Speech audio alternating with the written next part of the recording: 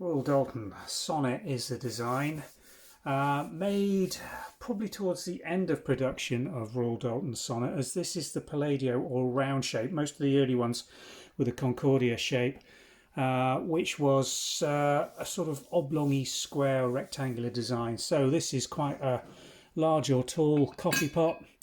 Nice retaining modern design lid, as you can see, that locks in nicely. Just the one band of the sonnet design, front and rear, gilt round the top rim. I don't think this one's ever been used. It is so clean inside.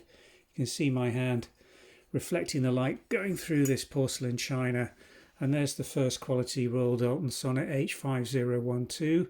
Copyright Doulton & Co Limited, black crown and lion, Doulton standard mark. So a very clean piece, nice lid, very well designed. That locks really nicely in, pours beautifully, holds roughly 2 pints. All the measurements are on the website and it's in absolutely fine first class or tip-top condition for collectors or the replacement market. Somebody looking for a sonnet piece, could be used either as a teapot or a coffee pot, but with no sieve in the actual spout. It's more intended for serving coffee than tea when it was designed.